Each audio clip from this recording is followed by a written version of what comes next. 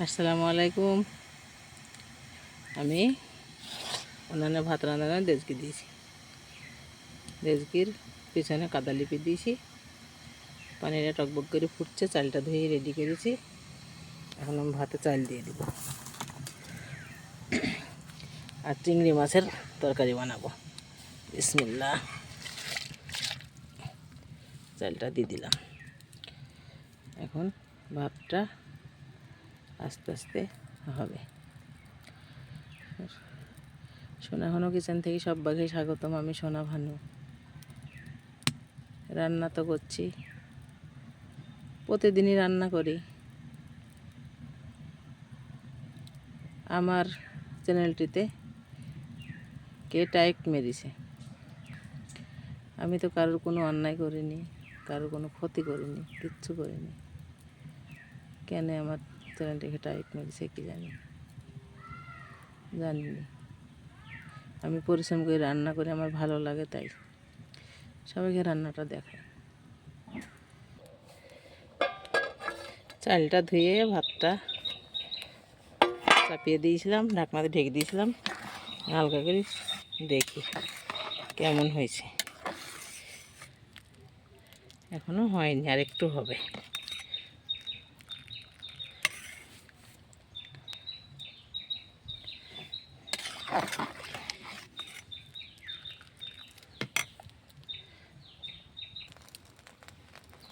ভাতটা হয়ে গেছে সুন্দরভাবে।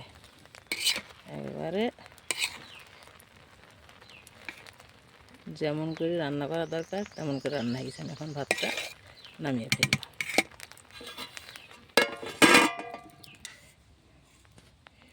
ভাতটা আমি নামিয়ে নিলাম। দেখছেন তো, সুন্দরভাবে ভাত হয়ে গেছে।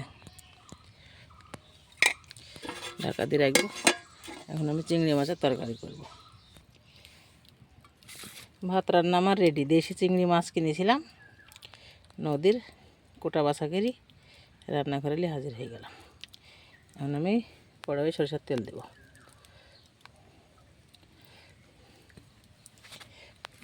হলুদ লবণ মাখিয়ে নেব। তেলটা গরম হলে দিয়ে দিব মাছটা। তেলটা সুন্দর হয়ে গরম হয়ে গেছে। আমি এখন মাছটা ঢেলে দেবো। বিসমিল্লাহ।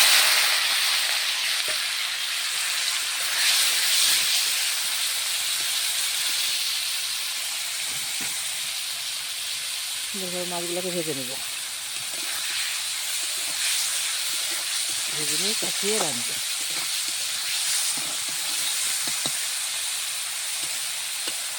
এসে চিংড়ি মাছ বাঁচতে বাঁচতেই অনেক দেরি, তারপরে ফুরিয়ে গেল। মাথার দিকে বাদ গেল, লেজ বাদ গেল, ট্যাংগুলো বাদ গেল। দেখছেন তাই কত সুন্দর করে বেঁচেছি।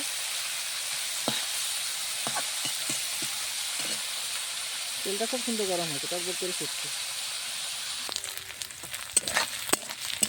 মুচমুচে করে ভেজে নিয়েছি। দেখছেন তো কত সুন্দর হয়ে ভাজা হয়ে গেছে। সুন্দরভাবে ভাজা হয়ে গেছে। তেলে থেকে ছেঁকে তুলে দেব।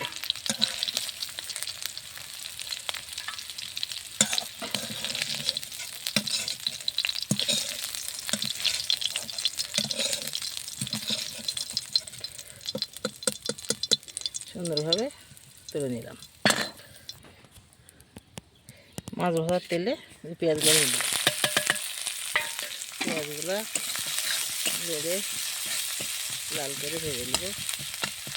এই আদা বাটা, জিরে বাটা, রসুন বাটা, পেঁয়াজ বাটা আর কটা লাল কাঁচামরিচ বেটে নিয়েছি সুন্দরভাবে পাটায়। এটা দিয়ে মাছটা রান্না করব।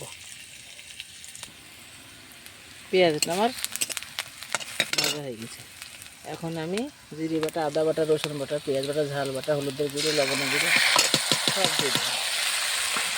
এখন আমি মশলাটাকে কষাবো। একটু পানি দিই, নাহলে পুড়ে যাবে। হালকা পানি যখন কষিয়ে নেব।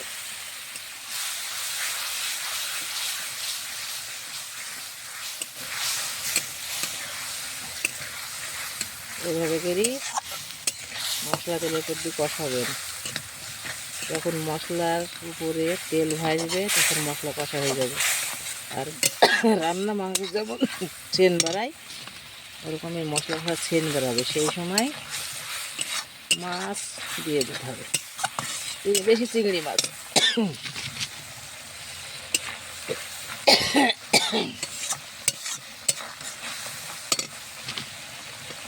এই তো শীত চলে যাচ্ছে, গরম আসছে, কিছু রান্না করে খেয়ে আরাম হবে না।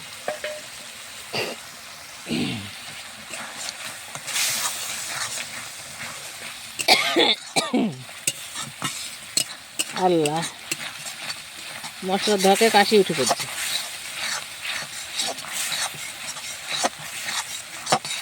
সুন্দরভাবে মশলাটাকে কষিয়ে নিলাম, মাছগুলা ঢেলে দিচ্ছি। বিসমিল্লাহ।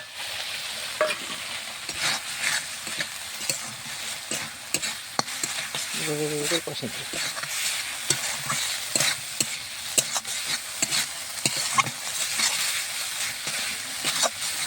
এখন মনে হচ্ছে খালি মশলা, বুঝছেন তো? একটু পানি দিব, তাহলে মাছগুলো দেখা যাবে হয়ে গেছে কষানো। আমি পানি ঢেলে দিলাম। বিসমিল্লাহ।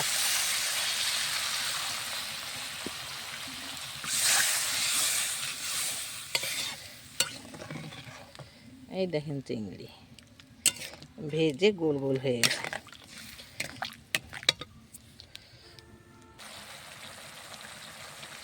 আমাদের যে চিংড়ি মাছের মশলা দিই কষিয়ে নিলাম, ঝোল করে